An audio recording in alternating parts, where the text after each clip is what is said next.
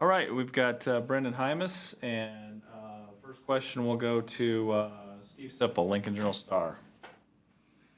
Hey, Brenden. Is there any adjustment in your life without the nutrition program being available to you? The training table? Yeah, I mean, I've had to learn how to, make good food for myself and not just go out and eat fast food every day. Um, Luckily, my parents are around and they've been really helpful with that, getting groceries that I need and being able to provide for me. So I'm grateful for them. But yeah, doing a lot of things on my own has been different. Not having the readily available training table ready for you. It's been a little difficult, but it hasn't been anything that I couldn't handle. In a nutritional sense, how much better are you coming out of Nebraska than you were going in? I think I'm at a pretty good weight right now. I'm just above 300, down a couple percent in body fat. I think this is the leanest, fastest, strongest I've ever been. I think I've earned my right to be here, and happy with the progress that I've made so far. Okay, cool. Thank you. Parker Gabriel, Lincoln Journal-Star. Brendan, with the sort of lack of in-person evaluation, obviously no combine this year. How valuable was it to be at the Senior Bowl? What did you learn from that time, and what did you hear from NFL evaluators while you were there? Yeah, it was very valuable. I'm very grateful for the opportunity to be able to go and play at the Senior Bowl and represent Nebraska. Did meet with all the teams, so that was a big deal. That was very huge. Something that I learned. I played a lot of different positions at the Senior Bowl. Wanted to show how versatile I was to a lot of different teams, and to show that I could play at that level at any position that the coaches asked me to be at. So I think I proved a lot in that sense. And the one thing that I learned is that it's definitely everybody is the best there and will continue to be the best. And can't take plays off in practice or during the game because you will get exposed.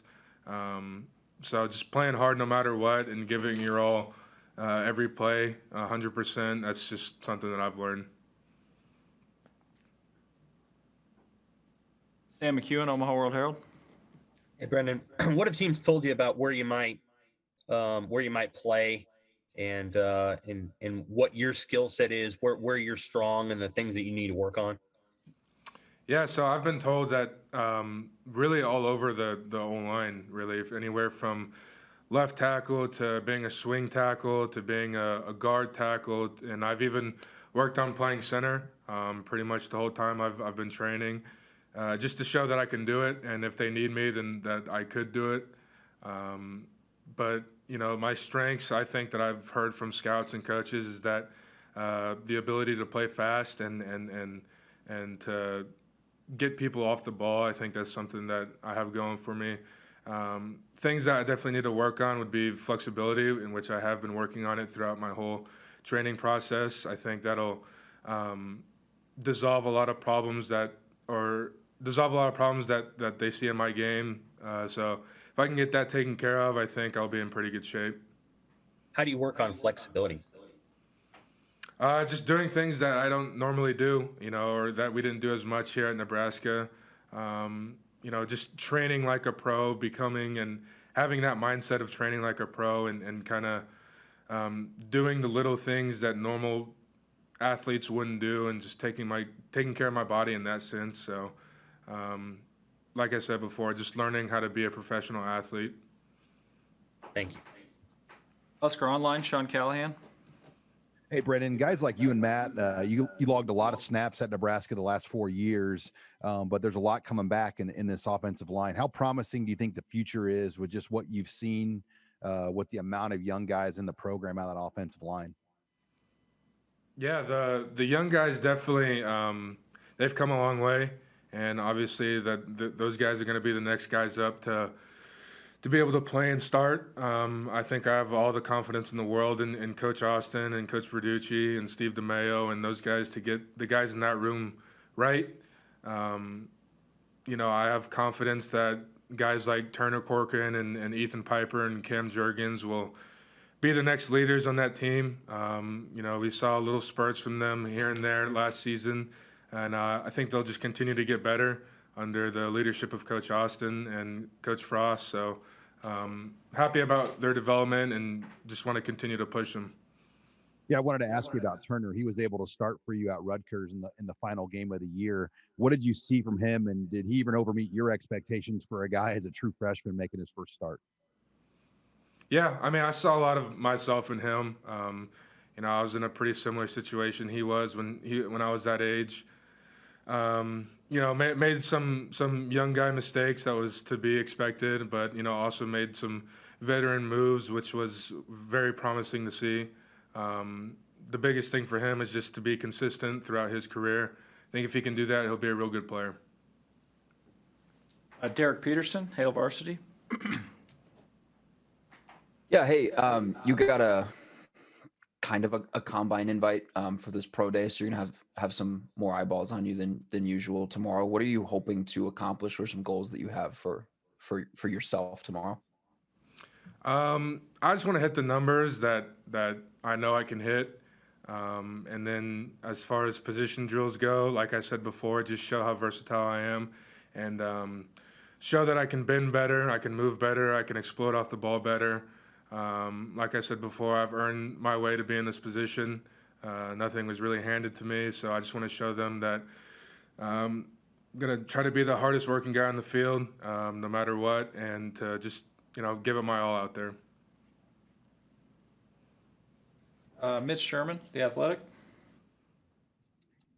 Hey, Brenden, a lot of guys in your draft class dealt with things that nobody who's come before them have had to, just this past year and what it's presented. And you had players who made decisions to opt out for an entire season. Other guys wanted to play an entire season. Other guys opted out of specific games. How did that entire situation impact you in ways that maybe the general public doesn't understand? And can you also just kind of explain, your decision to skip the last game? Yeah, absolutely. So guys at this level need to, we've always been team players, and at some point in our careers, we have to be able to do things that's best for us. And I think, whatever decision that people made was definitely the decision that was best for them after being team players for 4 or 5 years. In my case, I didn't even know that the Rutgers game was going to be a thing. I had made a decision and talked to my parents and some of the coaching staff about, being done after the regular season games. And, unfortunately, it was pretty poor timing with the Rutgers game. When my decision came out, it was like 50-50 on if we're going to play or not. So, it was the same decision on when, I committed here or when the coaching staff left. I wanted to be committed with the decision that I had made after talking about it with my family. And, that was the decision I came up with, and I just felt like that was best for me. I felt like my best tape had already been played. I did everything I could for this university. I gave it my all for 4 years, and that was that, and it was time to move on. Appreciate it. Thank you. 2 more for Brenden. Back to Derek Peterson, Hale Varsity. Question about Greg Austin. In what ways in the years that you played for him did he help you, and what did you learn from him? I think he taught me to be a better person on and off the field. He taught me how to be a good leader on the field and how to be a respectable young man off the field. And, I'm forever grateful for him and Coach Verducci and all the things that they've taught me. And, the only thing that I can do is pass that information and knowledge on to the younger guys. And hopefully that'll just keep getting passed on. And, but I did learn a lot.